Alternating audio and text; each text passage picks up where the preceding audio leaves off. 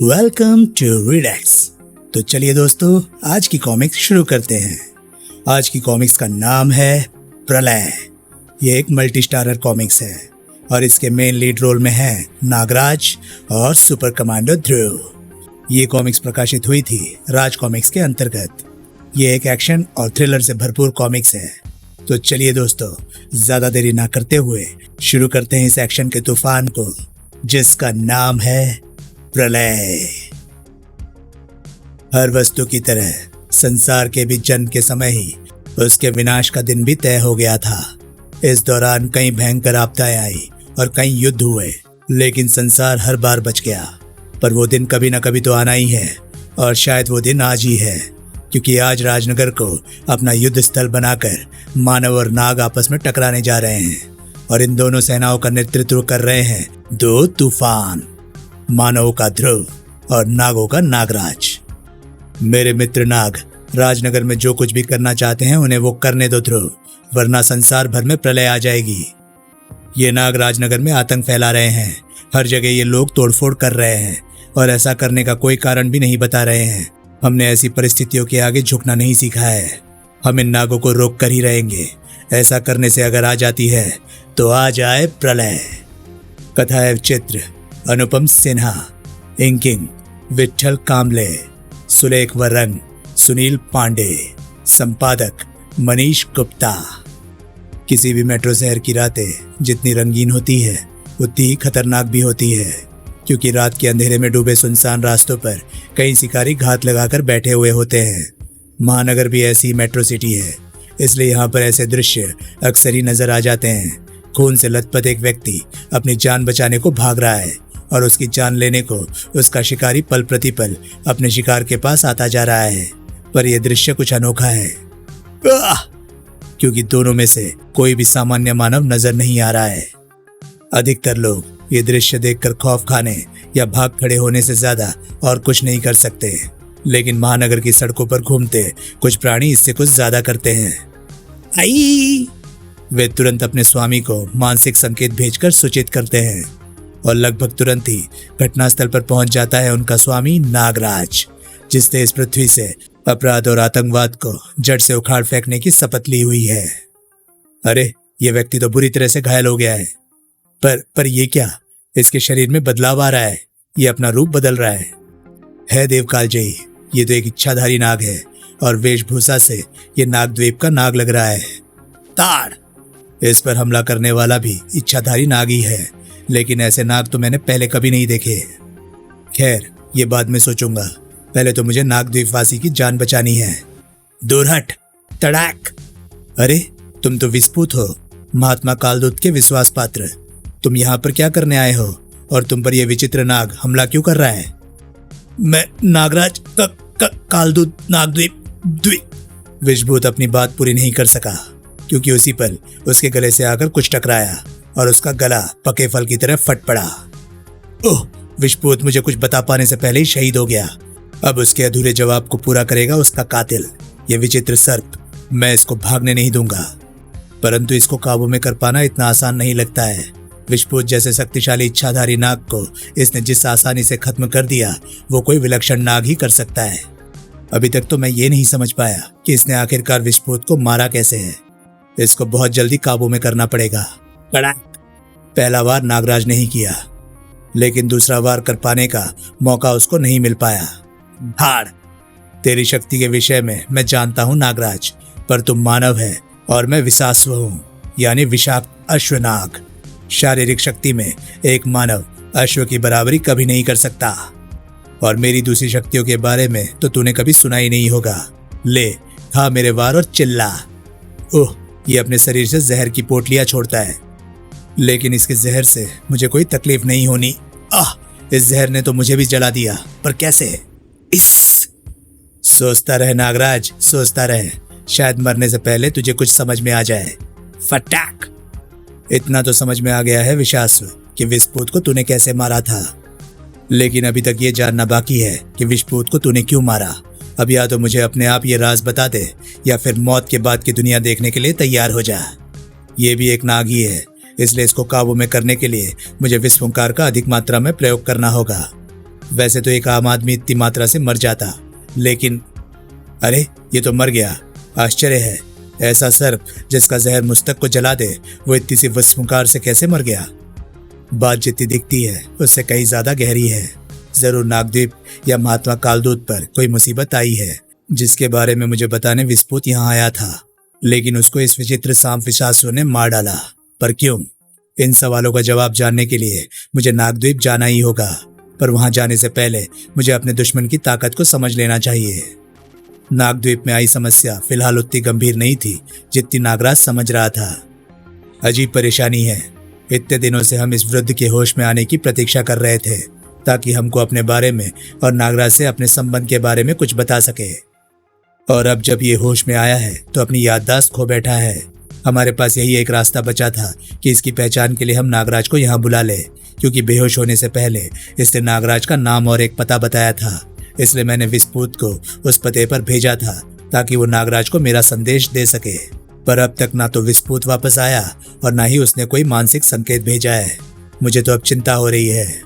महात्मा कालदूत को खतरे का गलत आभास नहीं हो रहा था, क्योंकि खतरा नागदेव के सर पर मंडरा रहा था। हमारी किस्मत अच्छी थी विषधर, जो हमको इस बात की भनक लग गई कि कालदूत एक नाग मानव को नागराज को बुलाने के लिए भेज रहा है। खबर मिलते ही मैंने अपने एक वफादार को उस नाग मानव को खत्म करने के लिए भेज दिया था, ताकि ये खबर नागराज तक ना पहुंच सके। ठीक किया आपने, वरना अगर नागराज यहाँ पर आ जाता तो हमारी योजना खटाई में पड़ जाती। लेकिन अब तक तो आपके विश्वास पात्र को काम खत्म करके यहाँ पर आ जाना चाहिए था। हाँ, उसके अब तक वापस न आने का सिर्फ एक ही मतलब हो सकता है कि विश्वास खुद ही खत्म हो गया है। लेकिन वो नाग मानव अब तक वापस नहीं आया है, यानी वो भी खत्म कर दिया गया है। पर विशासु को नागराज के अलावा और कोई मार नहीं सकता है।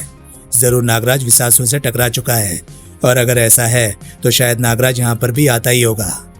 ओह, अब तो हमारी योजना कभी सफल नहीं हो सकती। हिम्मत मत हारो, बस इतना याद रखो कि अब हमको काम बहुत जल्दी करना है। तुम मुझे कालदूत की गुफा तक चुपचाप पहुंचा दो, और फिर आज रात को ही कालदूत को खत्म करके तुमको नागद्वीप का सर्वे सर्वा बना दिया जाएगा। सच? कालदूत के खत्म होने के बाद मुझे किसी का डर नहीं रह जाएगा। पर भूलना मत, कालदूत को खत्म तभी किया जाएगा जब तुम पहले मेरा काम पूरा कर दोगे। याद रखना। विषधर नागद्वीप का राजतांत्रिक था। फिलहाल वो नागद्वीप में एक घोषित अपराधी है। विषधर के विषय में विस्तार से जानने के लिए पढ़े विष कन्या। नागराज नागद्वीप पर जाने से पहले स्थिति को अच्छी तरह से समझ लेना चाहता था, और इसके लिए उसको कुछ सवालों के जवाब चाहिए थे, जो उसको सिर्फ स्नैक पार्क के डायरेक्टर डॉक्टर करुणाकर से ही मिल सकते थे। ऐसा अद्भुत नाग सिर्फ तुम ही नहीं, मैं भी पहली बार देख रहा हूँ नागराज। सांपों के जहर में मुख्यतः एल्कोलाइड यानी क्षारीय तत्व होते हैं। ये तत्व जब किसी के खून में मिल जाते हैं तो इनके कारण दिल की धड़कन बंद हो जाती है। लेकिन इस इच्छाधारी सांप के अंदर जो जहर है उसमें मुख्यतः क्षारीय तत्व नहीं, बल्कि अम्लीय यानी एसिडिक तत्व है, और क्षार तथा अम्ल एक दूसरे के शत्रु होते हैं। ओह, इसलिए शायद इसका जहर विस्फोट के लिए घातक सिद्ध हुआ, परंतु मेरे शरीर में जहर की मात्रा अधिक थी, इसलिए मेरा जहर इसके लिए घातक सिद्ध हुआ। विस्फोट? ये कौन? खैर छोड़ो, संक्षेप में इतना समझ लो नागराज कि इस नाग की शक्ति तुम्हारी शक्ति की काट है। अगर तुम्हारे शरीर में बह रहे जहर को पॉजिटिव मान लिया जाए तो इसका जहर नेगेटिव होगा, और सभी जानते हैं कि जब पॉजिटिव और नेगेटिव मिलते हैं तो चारों तरफ तबाही तबाही फैल जाती है, प्रलय आ जाती है। कहीं ऐसा तो नहीं कि नेगेटिव नागों ने नागद्वीप पर हमला किया हो और इसी कारण से महात्मा कालदूत ने विस्फोट को भेजकर मुझसे मदद मांगी हो।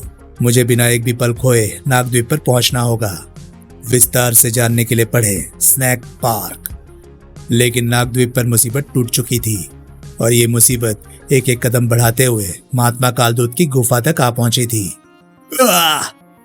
महात्मा कालदूत एकाएक चौंक उठे। अरे, ये आवाज कैसी थी? कौन है वहां बाहर? मैं हूं कालदूत। हालांकि हम सैकड़ों साल बाद मिल रहे हैं, फिर भी मुझे पूरा भरोसा है कि तुम मुझे अब तक भूले नहीं होगे। सच है ना कालदूत? विशाला, तू यहाँ पर? तू यहाँ तक कैसे पहुंच गई? तुम्हारे नागद्वीप में कई गद्दार नाग है कालदूत। उनमें से ही एक नाग तांत्रिक विषधर मुझसे टकरा गया। वो न जाने क्यों तुमसे बचकर कहीं सुरक्षित जगह पर छिपना चाहता था। उसी ने तुम्हारा जिक्र किया और मुझे खुद यहाँ तक ले आया। ओह, समझा। पर क्यों? ताकि मैं तुमको मारकर उसको नागद्वीप का सबसे शक्तिशाली नाग बना दूं। बस वो मूर्ख ये नहीं जानता कि तुमको शक्तिहीन करना तो संभव है, पर मारना नहीं। चलो, इतना तो तुमको सैकड़ों वर्षों बाद भी याद है, लेकिन तुम्हारा यहाँ पर आने का मकसद क्या है? सैकड़ों वर्ष पहले हम साथ थे कालदूत। तुमने हमारी जाति के साथ धोखा किया, मेरे साथ धोखा किया, मेरी जाति के सर्पों को नष्ट कर दिया, और वहां से तुम मेरी एक कीमती चीज भी उठा लाए थे। मैं वही चीज वापस लेने आई हूँ। वो चीज तुम्हारी नहीं थी विशाला, और ना ही तुम्हारे किसी काम की थी। और तुम्हारी जाति के सर्पों को नष्ट करके मुझे कोई खुशी नहीं हुई थी, लेकिन वे सर्प पृथ्वी से अन्य प्रजातियों का संहार करके खुद राज करना चाहते थे, इसलिए मुझे उनको मारना पड़ा। तुमको तुम्हारे एक सेवक के साथ मैंने सिर्फ इसलिए जिंदा छोड़ दिया था ताकि तुम्हारी जाति की विलुप्त प्रजातियों में गिनती ना हो। लेकिन अब मुझे लग रहा है कि तुमको जिंदा छोड़कर मैंने एक बड़ी गलती कर दी थी। तुम अभी भी अन्य प्राणियों के लिए खतरा हो। आज मैं विशाला नाम के खतरे को दूर करके ही रहूंगा। ले विशाला, संभाल मेरी विष फुंकार। तुम बोल रहे हो कालदूत कि हमारी शक्तियां एक दूसरे की विपरीत शक्तियां हैं। तुम्हारी विष फुंकार को मेरी विष फुंकार निष्क्रिय कर देगी। छिश! लेकिन पिछले 150 सालों में मैंने साधना के द्वारा जो शक्तियां प्राप्त की है, उनकी काट तुम्हारे पास भी नहीं है। ले, मेरे विष अंगारों को झेल कर दिखा। कालदूत को विशाला से ऐसे खतरनाक हमले की आशा नहीं थी। उसने बचने की कोशिश तो करी, लेकिन बच नहीं सका। 3 विष अंगार कालदूत के तीनों माथों पर आ चिपके, और कालदूत के मुंह से 3 चीखें एक साथ उभरी। ये नर्क की अग्नि है कालदूत। ये तेरी सोचने समझने की क्षमता को पूरी तरह से जलाकर भस्म कर देगी, और उसके बाद तो जिंदा तो रहेगा, लेकिन मुर्दे से भी गई गुजरी स्थिति में रहेगा। हम अपनी साधना शक्ति से जल्दी ही इसकी काट ढूंढ लेंगे दुष्ट। मैं तुमको उतनी देर का समय ही नहीं दूंगी कालदूत। कालदूत की गर्दनों पर सिकंजे कसने लगे, और साथ ही साथ वेदाचार्य की बेचैनी भी बढ़ने लगी। मैं कौन हूँ ये तो मुझे भी याद नहीं, और मुझे बचाने वाला ये महापुरुष कौन है ये मुझे पता नहीं, लेकिन इनकी शरीर तरंगों से मुझे स्पष्ट आभास हो रहा है कि ये पुरुष न्याय का रक्षक है और ये स्त्री दुष्ट है, और इस वक्त पाप पुण्य पर भारी पड़ रहा है। मुझे इस महापुरुष की सहायता करनी होगी।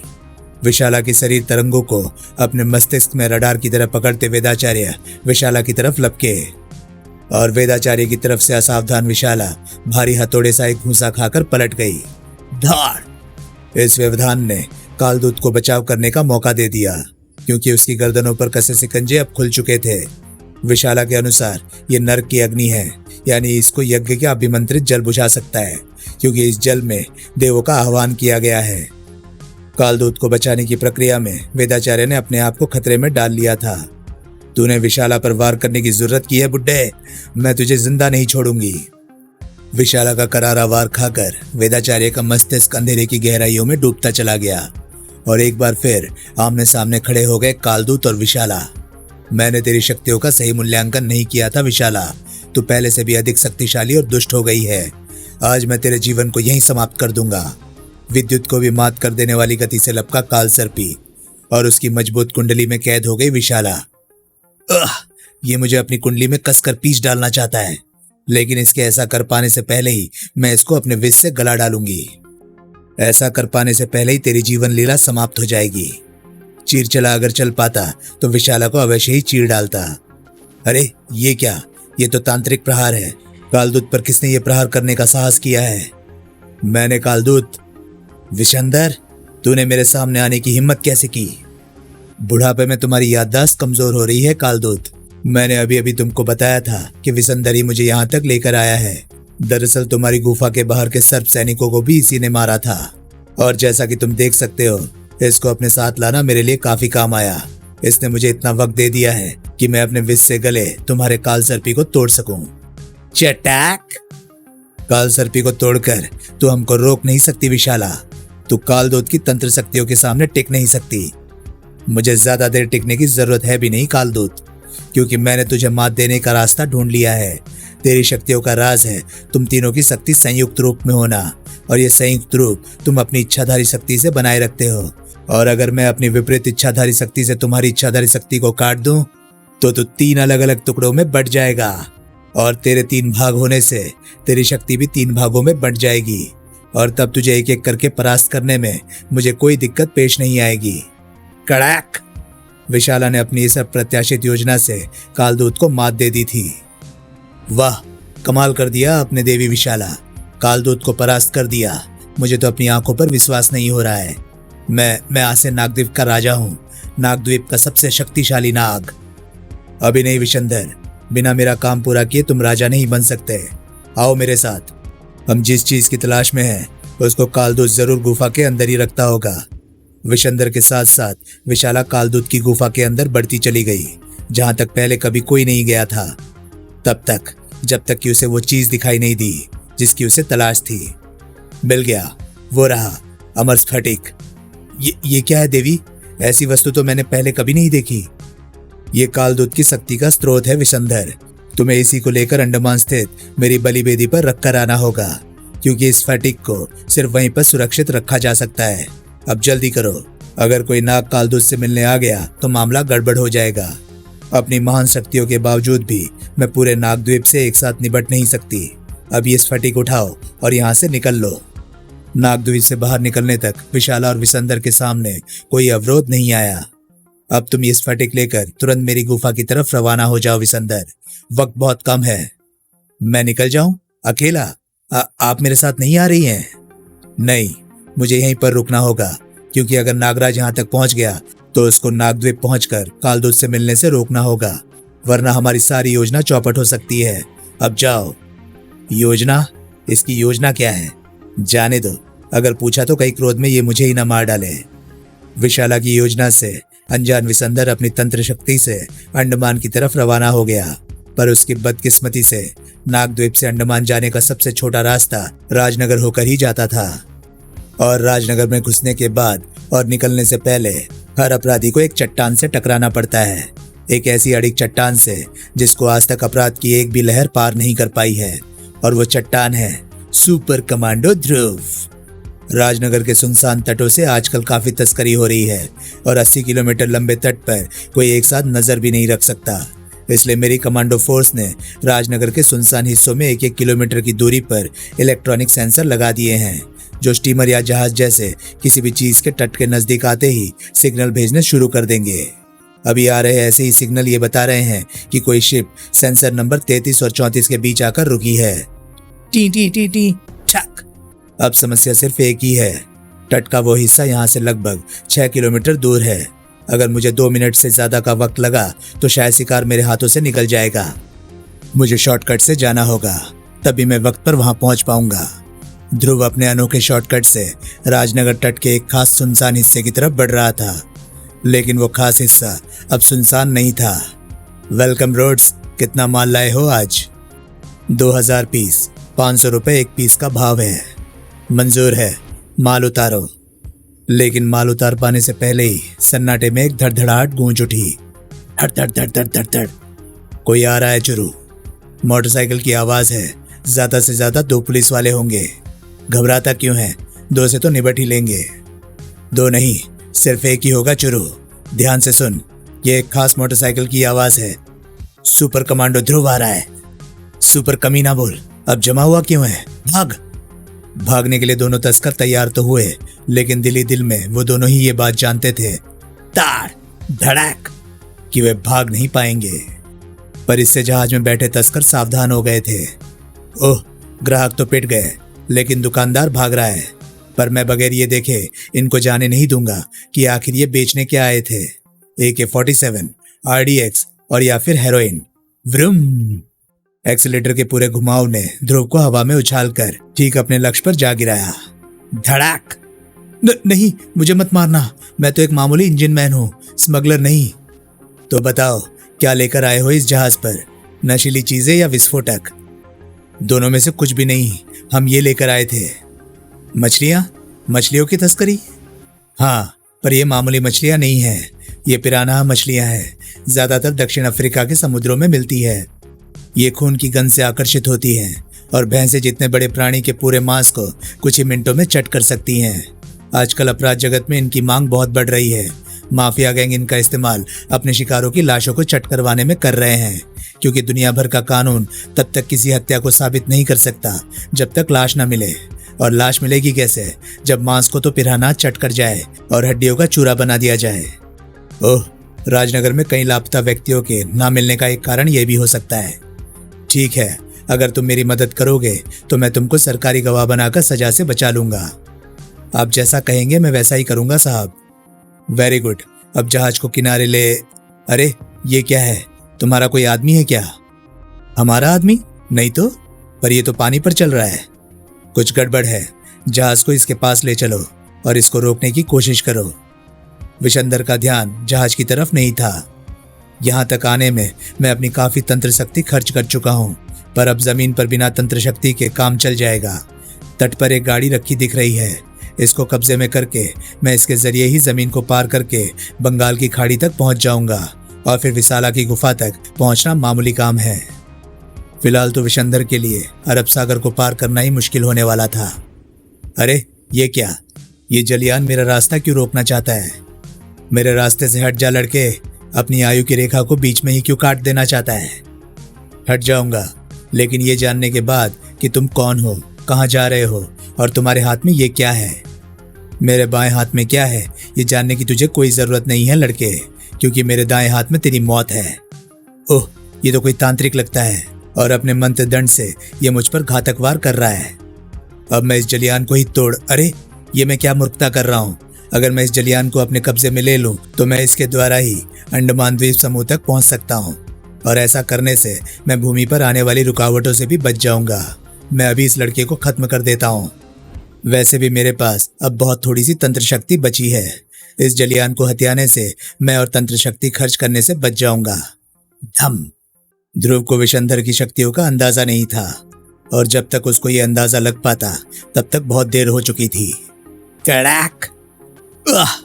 ये तो सचमुच में तंत्र शक्ति के वार कर रहा है, ठीक वैसे ही जैसे कुछ वर्षों पहले चंडकाल ने मुझ पर किए थे और मैंने उसके मंत्र दंड को उसके हाथों से गिरवाकर उस पर काबू पाया था।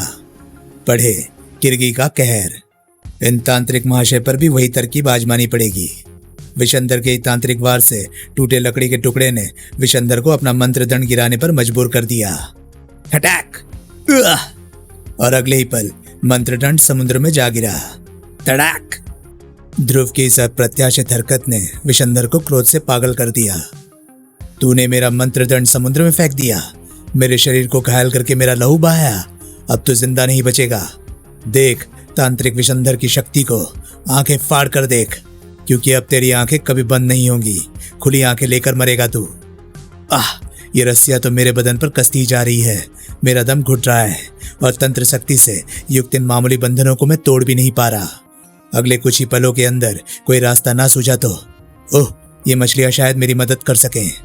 ताड़।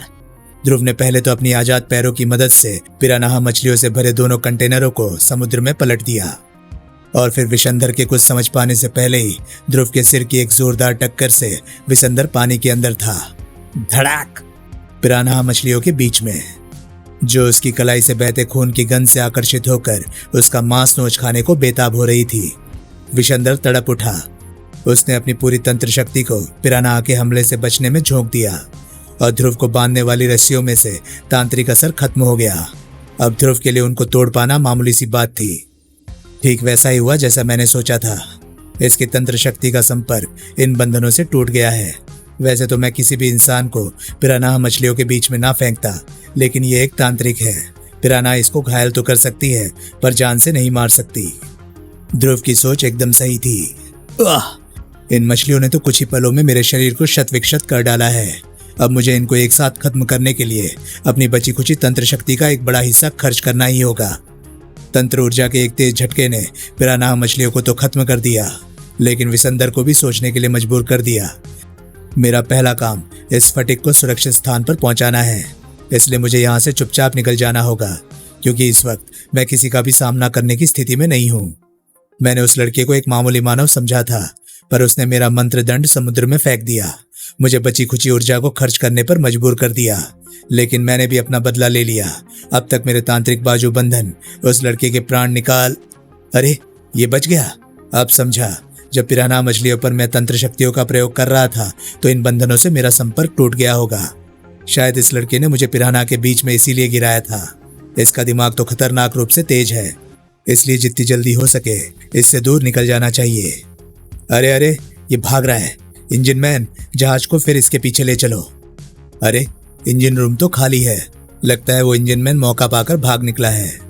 खैर, मेरे पास और भी तरीके हैं अपनी तंत्र शक्ति के बल पर तेज गति से भागते हुए इस तांत्रिक को पकड़ने के। ध्रुव के गोल होठों से एक खास तरह की सीटी उभरी और लगभग तुरंत ही उसके जवाब में एक डॉल्फिन समुद्र की सतह पर उभर आई। स्वागत है दोस्त। अब ध्रुव के पास तेज गति से चलने वाला एक समुद्री वाहन मौजूद था। ध्रुव को विशंधर तक पहुंचने में ज्यादा वक्त नहीं लगा। डॉल्फिन की एक जोरदार टक्कर से विशंधर तो हवा में उछली गया। तड़ाक! ध्रुव कई अन्य पशु पक्षियों, जीव जंतुओं से बातचीत करने की क्षमता भी रखता है। साथ ही साथ अमर स्फटिक भी उसके हाथों से छूटकर राजनगर तट से लगी चट्टानों के बीच में गिरकर गुम हो गया। स्फटिक के साथ साथ विशंधर के होश भी गुम हो गए। ये क्या हुआ?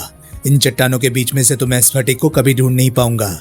अगर मेरी तंत्र शक्तियां पूरे जोर पर होती तो शायद मैं स्फटिक को ढूंढ भी लेता, लेकिन अब तो ये काम असंभव लगता है। देवी विशाला इस गलती के लिए मुझे जान से मार डालेगी। अब तो एक ही रास्ता समझ में आता है, और वो ये कि मैं अपनी बची खुची तंत्र शक्ति को प्रयोग में लाकर यहाँ से अदृश्य हो जाऊं और फिर छिपने की कोई सुरक्षित जगह ढूंढूं। अरे ये क्या? ये तो गायब हो रहा है। आखिर ये सब चक्कर क्या था?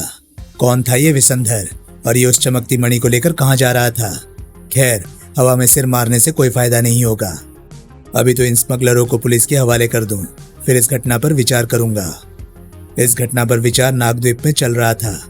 हमारी शक्तियां फिर से संयुक्त रूप बनाने में व्यय होकर क्षीण हो गई है, इसलिए मैं तुम लोगों को ये नहीं बता पा रहा हूँ कि वो अमर स्फटिक इस समय पृथ्वी के किस बिंदु पर है। मैं बस इतना बता सकता हूँ कि वो स्फटिक किस जगह के आसपास मिलेगा। वो अमर स्फटिक तुम इच्छाधारी नागों के लिए अत्यंत आवश्यक वस्तु है। इतना आवश्यक है कि अगर उसको 2 दिनों के अंदर अंदर लाकर मेरी गुफा में प्रतिस्थापित ना कर दिया गया तो शायद तुम में से एक भी नाग जिंदा नहीं बचेगा, क्योंकि उस स्फटिक के कारण ही तुम इच्छाधारी नाग सैकड़ों वर्षों की आयु तक जीवित रहते हो। इस कारण से ये जरूरी है कि तुम सारे नाग उस इलाके की तरफ रवाना हो जाओ जहां पर स्फटिक के मिलने की संभावना है, क्योंकि तुम लोगों को सिर्फ 2 दिन के अंदर अंदर एक बहुत बड़े इलाके का चप्पा चप्पा छानना पड़ेगा।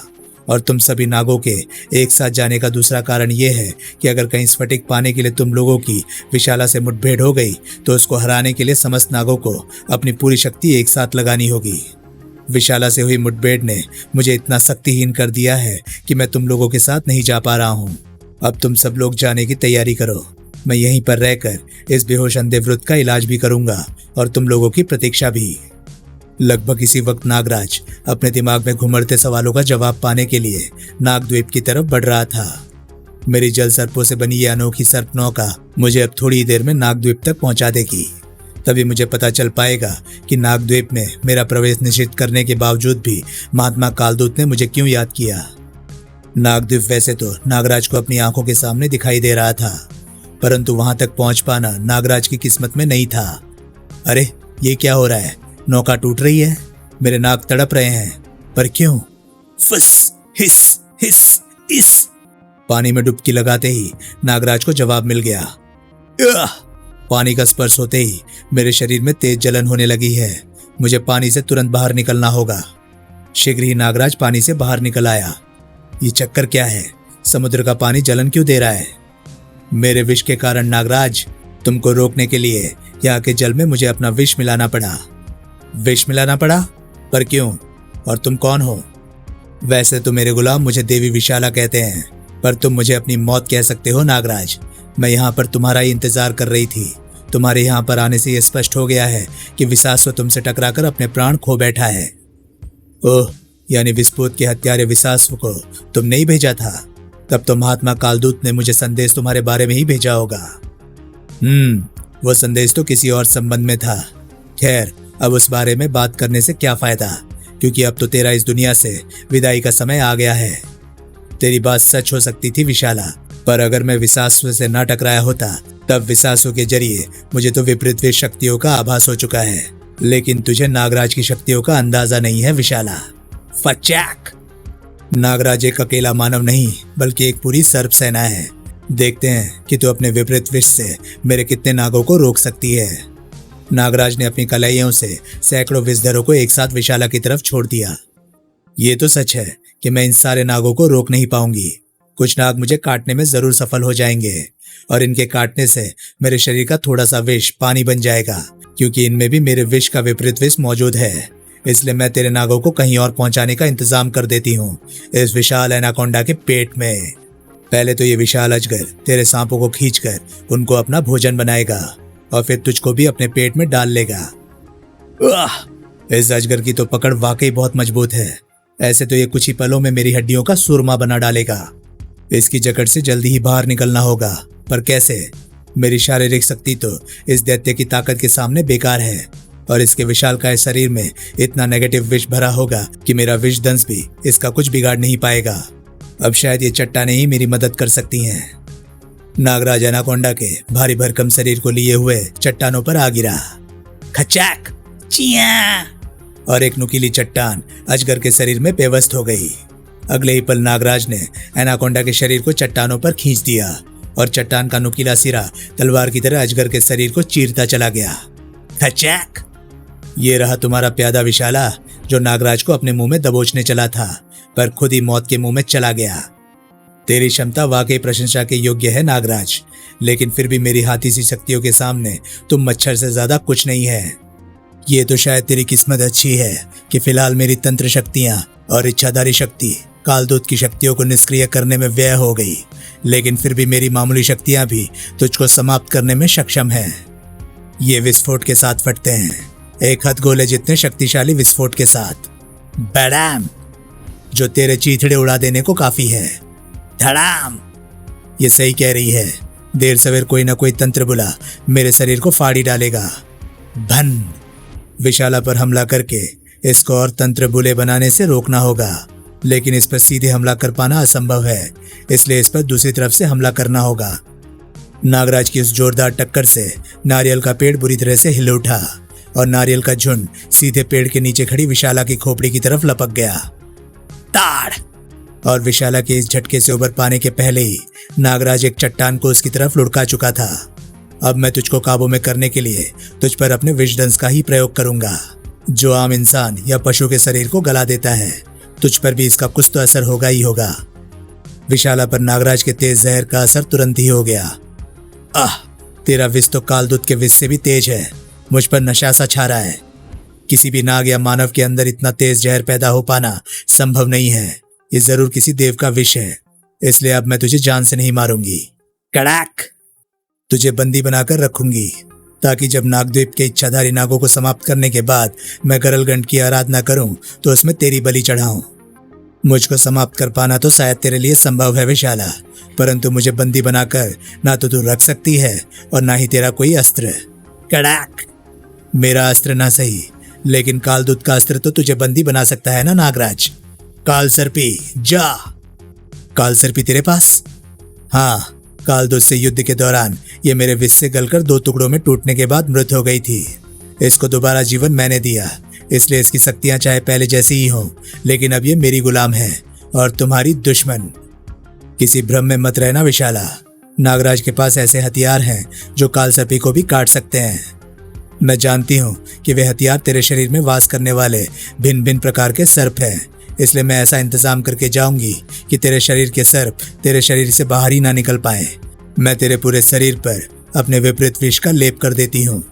अब तेरे शरीर से जो भी सर्प बाहर आने की कोशिश करेगा वो सूक्ष्म रूप में होने के कारण गलकर मर जाएगा। अब मैं जा रही हूँ क्योंकि इस वक्त मुझे कहीं और होना है, पर तुझे ज्यादा इंतजार नहीं करना पड़ेगा। मैं जल्दी ही वापस आ जाऊंगी। नागराज फिलहाल तो नागद्वीप के पास चट्टानों के ढेर पर उगे नारियल के पेड़ से बंधा था, लेकिन जल्दी ही राजनगर में होने वाले एक अजीबोगरीब घटनाक्रम में शामिल होने वाला था। हफ हफ, अब और नहीं भाग सकता। अब मुझे इस शैतान का सामना करना ही। धड़ाक, उफ। तेरे गुनाह का रास्ता यहाँ पर खत्म होता है कीड़े, और तेरे पापों की सजा का सफर यहाँ से शुरू होता है। नहीं, ऐसा मत करो। ये मेरा आखिरी कत्ल था। अब मैं ऐसा कभी नहीं करूंगा। छोड़ दो मुझे। ये सही कह रहा है ध्रुव, छोड़ दो इसे। कौन? नागराज, तुम यहाँ पर? हाँ सुपर कमांडो ध्रुव, मैं महानगर पुलिस की हिरासत से भागे इस अपराधी का पीछा करते करते यहाँ तक पहुँच गया हूँ। इसको एक खून के जुर्म में महानगर पुलिस ने गिरफ्तार किया था, इसलिए इस पर पहला हक महानगर पुलिस का है और उन्होंने इसको वापस ले आने की जिम्मेदारी मुझको सौंपी है। इसको मेरे हवाले कर दो। ये मैं कैसे कर सकता हूँ नागराज? मैंने इसको खून करते हुए रंगे हाथों पकड़ा है। मैं इसकी रिपोर्ट दर्ज करा के पुलिस के हवाले कर दूंगा और फिर वहां से आवश्यक खाना पूरी करके तुम इसको ले जा सकते हो। तुम बात को समझ नहीं रहे हो ध्रुव। इस अपराधी को आज सुबह 9 बजे तक अदालत के सामने पेश करना बहुत जरूरी है, वरना कानूनी अड़चनों की वजह से ये छूट जाएगा और फिर इस पर केस दायर नहीं किया जा सकेगा। अगर मैं इसको राजनगर पुलिस थाने से ले जाने के चक्कर में रहा तो मैं कभी भी वक्त पर महानगर नहीं पहुंच पाऊंगा। सॉरी नागराज, ये तुम्हारी समस्या है। मैं इस अपराधी की रिपोर्ट कराए बगैर इसको जाने नहीं दे सकता। तो फिर अपनी समस्या से भी निपट लो ध्रुव, जो मेरी कलाई से निकल रही है।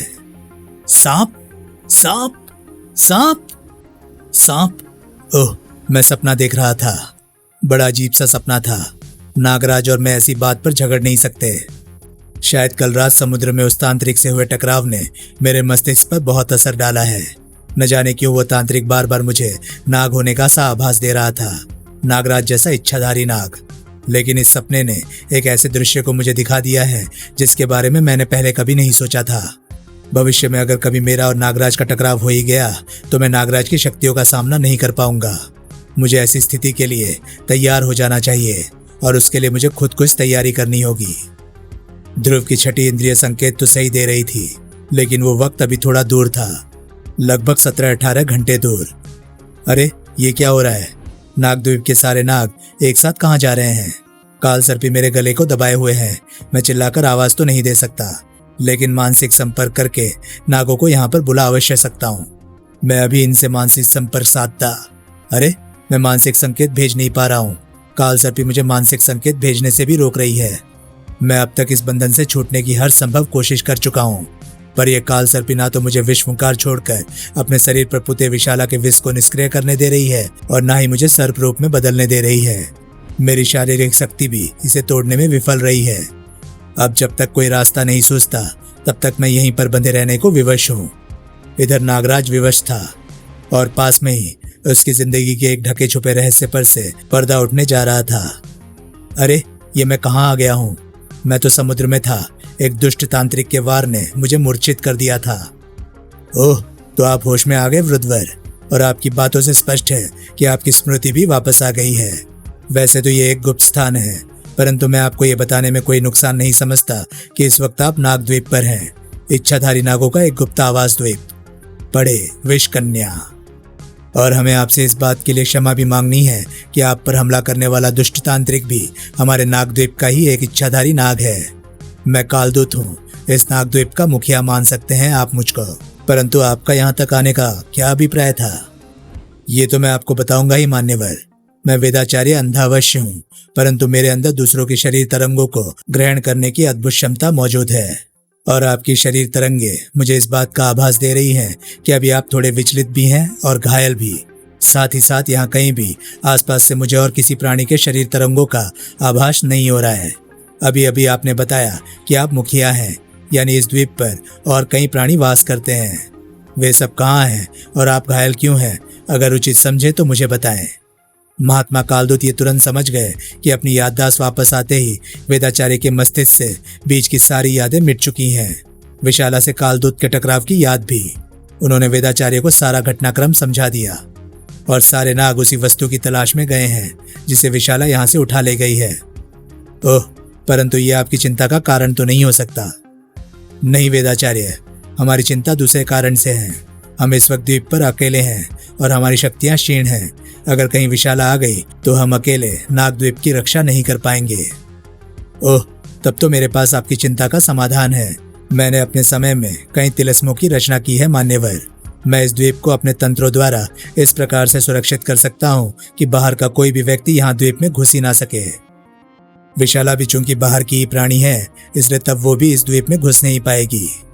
शायद देवताओं ने ही आपको हमारी मदद के लिए भेजा है मान्यवर। अगर आप ऐसा कर सकें तो नागद्वीप सचमुच सुरक्षित हो जाएगा। आप चाहे तो अपना काम तुरंत शुरू कर सकते हैं। वेदाचार्य ने नागद्वीप को सुरक्षित करने का काम शुरू कर दिया, और जब उनका काम समाप्त हुआ तो रात का धुंधलका धीरे धीरे गिरने लगा था। नागद्वीप तो सुरक्षित हो गया था, लेकिन राजनगर के लिए आज कहर की रात थी। इच्छाधारी नागों की टोली राजनगर में आ पहुंची थी। राजनगर का चप्पा चप्पा छानकर अमर स्फटिक ढूंढने के लिए। कड़ंच, छनाक, तड़ाक। सोता हुआ राजनगर चौंक कर जाग उठा। एक अजीबोगरीब वाकया करवे रोड पर हो रहा है। मंत्री निवास में घुसे एक सांप को पकड़ने की जब कोशिश की गई तो वह आधा मानव और आधे सांप में बदल गया। डा एरिया की सभी जिप्सी जीपें वहां पहुंचे। दूरदर्शन पर स्पेशल लोकल बुलेटिन प्रसारित होने लगा। अब तक 16 स्थानों से ऐसे अजीब सांपों के देखे जाने के समाचार आए हैं, लेकिन हर मिनट नए स्थानों से भी ऐसी सूचनाएं आ रही हैं। रात की गश्त पर निकले सुपर कमांडो ध्रुव की मोटरसाइकिल में लगा पुलिस बैंड ट्रांसमीटर हर सूचना को ध्रुव तक पहुंचा रहा था। अचानक ये क्या होने लगा है? इतने सारे सर्प मानव राजनगर में कहां से आ गए? मुझे नागराज की मदद लेनी होगी। भारती के जरिए नागराज को यहाँ बुलाया जा सकता है। लेकिन ध्रुव को भारती से कोई मदद नहीं मिली।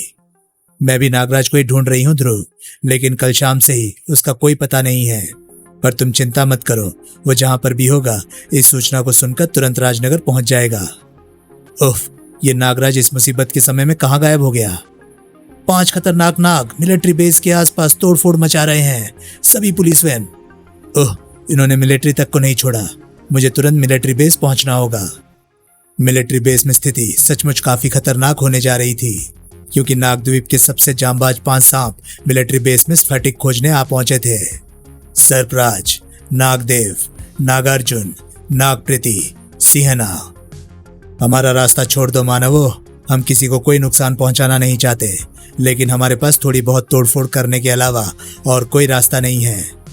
बहुत सुन ली तुम लोगों की बकवास। अब चुपचाप वहीं चले जाओ जहां से आए हो, वरना सीधे परमात्मा के पास भेज दिए जाओगे। दोनों पक्षों में से कोई भी पक्ष एक भी कदम पीछे हटने को तैयार नहीं था, इसलिए टकराव तो निश्चित ही था और पहला वार नागों की तरफ से ही होना था, क्योंकि रास्ते की रुकावट तो उनको ही हटानी थी। साय साय कड़ाक। बंदूकें गिराने का काम नागार्जुन की गांडीव और सर्पराज की गदा भूमंडा ने किया, और उसके बाद तो कोई भी पीछे नहीं रहा। खशाक।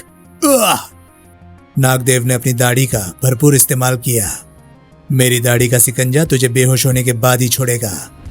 और नागप्रीति ने बंदूकों और पिस्तौलों से अपने पेट को भरने का काम किया। कड़ंच। आहा। चलो अब स्फटिक को ढूंढे।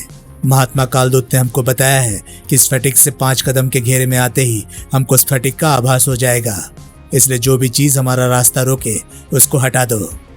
लेकिन सर्प मानव ये नहीं जानते थे कि इस वक्त वो सेना के इलाके में थे। हमको रास्ते से हटना नहीं, हटाना आता है सर्प मानव, क्योंकि हम सैनिक हैं, देश पर मर मिटने वाले सैनिक। फायर। तोप का गोला 5 सर्प सैनिक के चीथड़े उड़ाने के लिए दगा तो जरूर, बैडम। पर चीथड़े उनके नहीं, बल्कि उनके पीछे वाली बाउंड्री वॉल के उड़ गए, क्योंकि उसी पल 5 सर्प रूप में आ चुके थे। सर्प रूप को छोड़ने में भी 5 को पल भर का वक्त लगा, और भूमंडा ने टैंक के टुकड़े कर दिए। कड़ाक। क्रोधित नागार्जुन के बाण स्तब्ध सैनिकों के सिर उड़ा देने के लिए लपके, लेकिन रास्ते में ही रोक लिए गए। सुपर कमांडो ध्रुव सैनिकों के लिए भगवान का अवतार बनकर आ गया था। धम। नागार्जुन के बाणों की गति की बराबरी कर सकने वाला मानव साधारण नहीं हो सकता। कौन हो तुम? मेरा नाम ध्रुव है नागमानव, और मैं नागराज का मित्र हूँ। नागराज को तो तुम अवश्य ही जानते होंगे। मैं नागराज के मित्र के नाते तुमसे ये तोड़फोड़ बंद करके मुझे ये बताने की विनती करता हूँ कि आखिर तुम ये सब क्यों कर रहे हो। हम विवश है ध्रुव, हम ना तो ये तोड़फोड़ बंद कर सकते हैं और ना ही तुमको कुछ बता सकते हैं। तो फिर मैं भी तुमको रोकने के लिए विवश हूँ, अगर प्यार से नहीं तो ताकत से। तुम हमको रोकोगे? हम 5 पूरी पृथ्वी का अकेले सामना कर सकते हैं। तो पहले नागार्जुन के बाणों की वर्षा से बचकर दिखा, फिर बाकी 4 योद्धाओं से निपटने की सोचना। टांग टांग टांग टांग। साय साय साय साय। नाग ये नहीं जानते थे कि उनका सामना सुपर कमांडो ध्रुव से था, किसी मामूली मानव से नहीं। चलो अलग अलग दिशाओं में फैलकर तलाशी चालू कर दो। इस दूध पीते बच्चे को नागार्जुन कुछ ही पलों में प्राणहीन कर देगा। लेकिन ध्रुव को प्राणहीन कर पाना इतना आसान नहीं था। टन टन खट खट। टैंक की ये मोटे लोहे की चादर मुझे नागार्जुन के बाणों से ढाल की तरह बचाएगी भी और इसके धनुष को तोड़ेगी भी। टनक।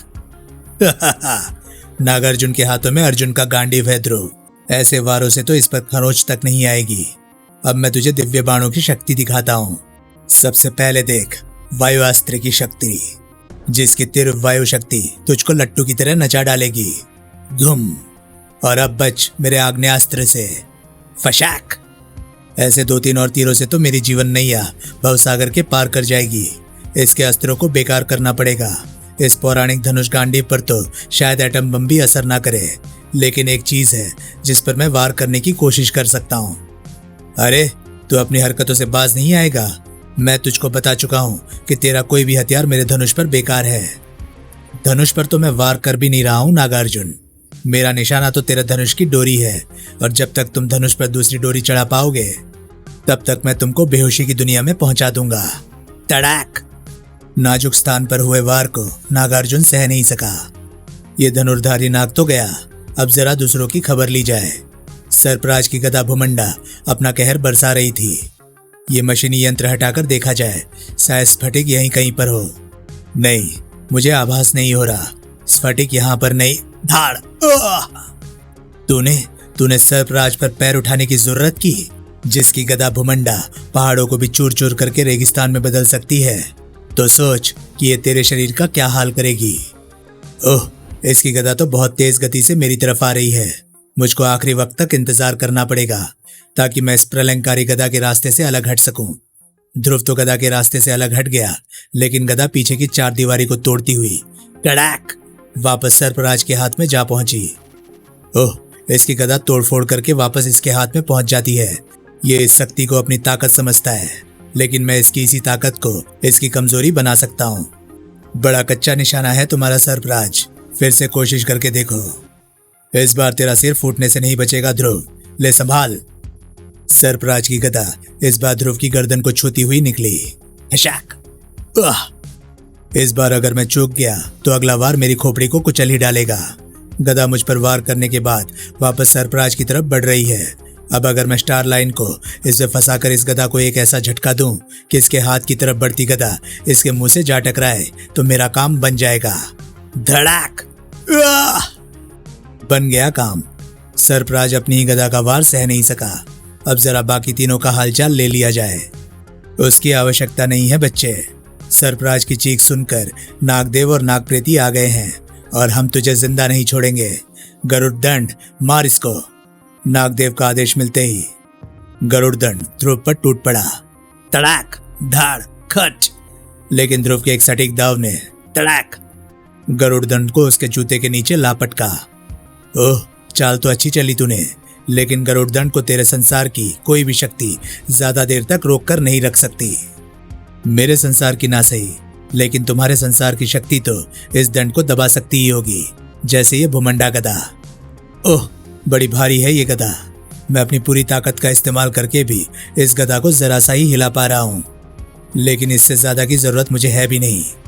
ध्रुव ने भुमंडा गदा को खींचकर गरुड़ दंड को उसके नीचे दबा दिया। ओह, गरुड़ दंड अब कुछ नहीं कर सकता, लेकिन नागदेव की दाढ़ी से तू बच नहीं सकता। नागदेव का यह भ्रम जल्दी ही दूर हो गया। अरे, मेरी दाढ़ी तो इस लड़के को नहीं बांध पाई, उल्टे इसने ही मेरी दाढ़ी में गांठ लगा दी। ये ऐसे काबू में नहीं आएगा। तू इसको अपनी दाढ़ी से मेरी तरफ धकेल और मैं इसको खा जाऊंगा। वैसे तो मैं किसी को भी अपनी बाहों में दबोच शरीर में समाकर खाया करता हूँ, लेकिन इसको मैं अपने मुंह से खाऊंगा ताकि इसका स्वाद लेकर खाया जा सके। बस मुंह से खाने में एक ही समस्या है, जब तक मैं मुंह से खाए जाने वाली चीज को पूरा ना खा लूं तब तक रुक नहीं सकता। खैर, रुकने की जरूरत भी क्या है, इसको तो मैं बिना रुके ही खाना पसंद करूंगा। आजा आजा। ये नागप्रेती तो सचमुच बहुत खतरनाक लग रहा है। ये जो कह रहा है वो कर भी दिखाएगा। इससे बचने का एक ही तरीका है कि मैं नागदेव और नागप्रेती को आपस में ही उलझा दूं। आजा आजा। ध्रुव ने नागदेव की दाढ़ी को नागप्रेती के खुले मुंह में डाल दिया। नागप्रेती बिना कुछ सोचे समझे नागदेव की दाढ़ी को निगल गया। अरे, ये तूने क्या कर दिया नागप्रेती? ये दाढ़ी मेरे शरीर का ही एक हिस्सा है। अब तू जब तक मुझे पूरा नहीं खा जाएगा तब तक नहीं रुक सकता है। तुझसे बचने का एक ही रास्ता है कि मैं दाढ़ी को बढ़ाता ही जाऊं, क्योंकि मेरी दाढ़ी को तो किसी भी चीज से काटा नहीं जा सकता, और मैं गड़प खाता ही जाऊं। गटक। इस लड़के ने किस मुसीबत में गटक फंसा दिया हमको। अब मैं तुम्हारे आखिरी बचे साथी से निपटने जा रहा हूं, तब तक तुम इस मुसीबत से बचने का रास्ता सोच लो। नागप्रेती और नागदेव को तो बचने का कोई रास्ता समझ में नहीं आ रहा था। लेकिन कहीं और किसी और के दिमाग में आशा की किरण कौंधने लगी थी। आहा, विशाला मुझे बांधते वक्त एक चीज को तो भूल ही गई थी, समुद्र में रात के वक्त उठते ज्वार भाटे को। इस वक्त ज्वार भाटा आया हुआ है।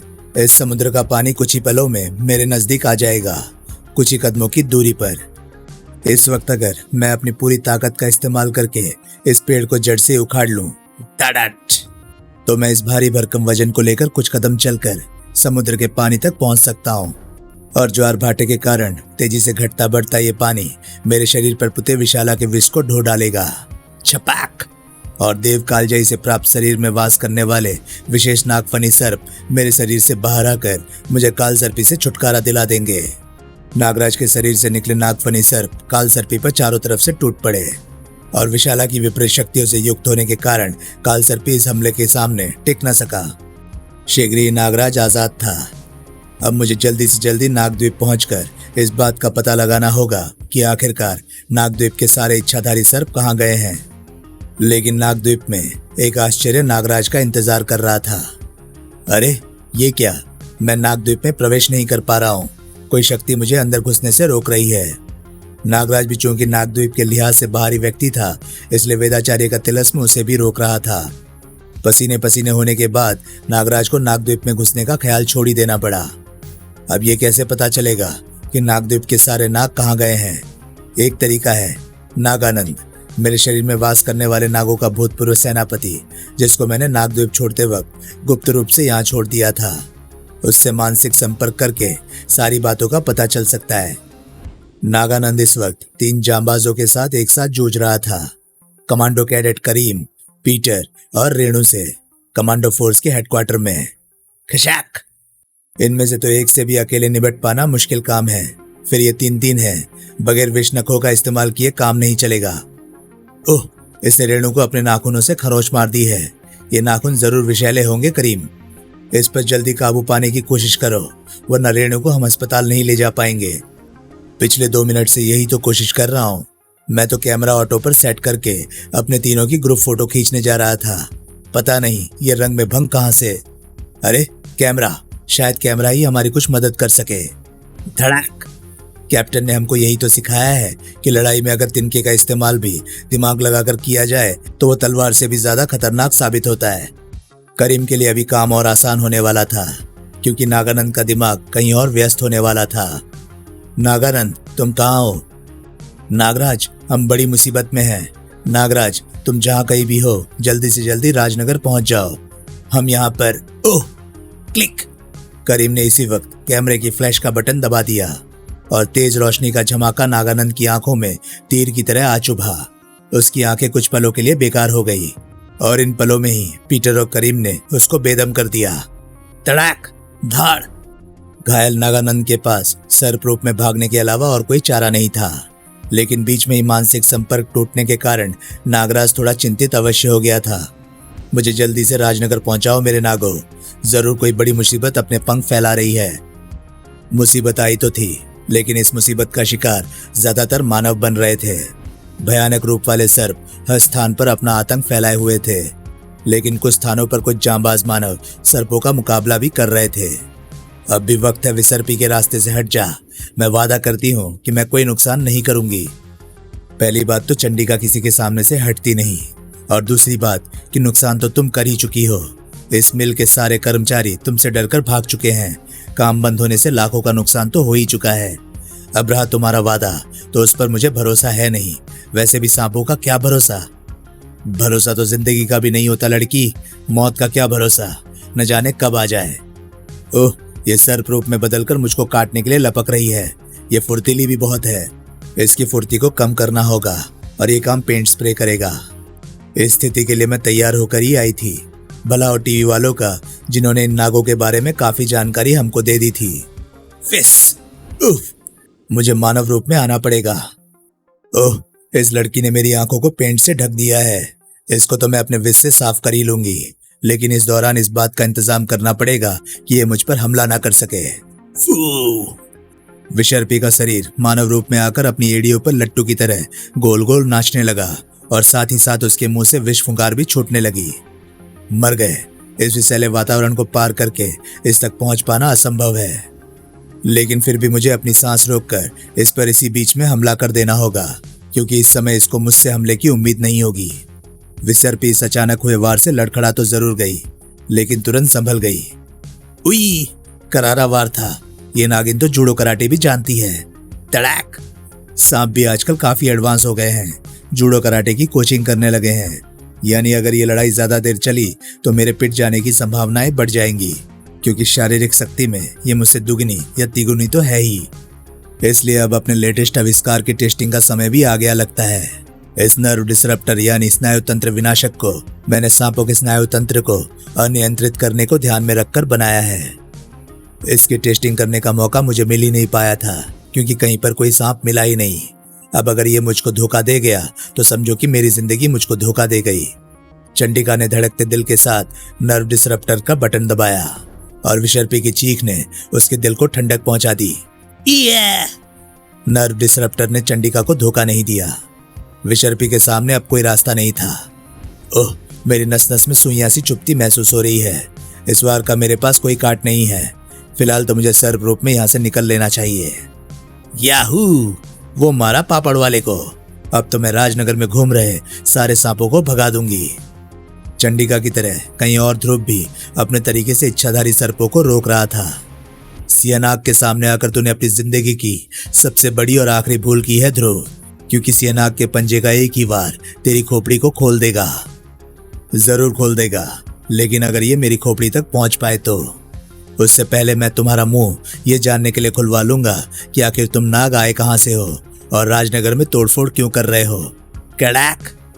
मुझे आभास हो रहा है कि ये नाग शहर के बारे में ज्यादा नहीं जानते हैं। मेरे वार से क्रोधित होकर सियानाग अब मुझ पर जरूर कूदेगा। गर्र! और उसी पल में मेनहोल का ये ढक्कन हटा लूंगा, ताकि सियानाग कुछ समय तक सिविर भूल भुलैया की सैर करे। अरे, ये तो बच गया। सियानाग ना सिर्फ गिरने से बचा, बल्कि उसने पलक झपकते ध्रुव पर हमला भी कर दिया। धड़ाक!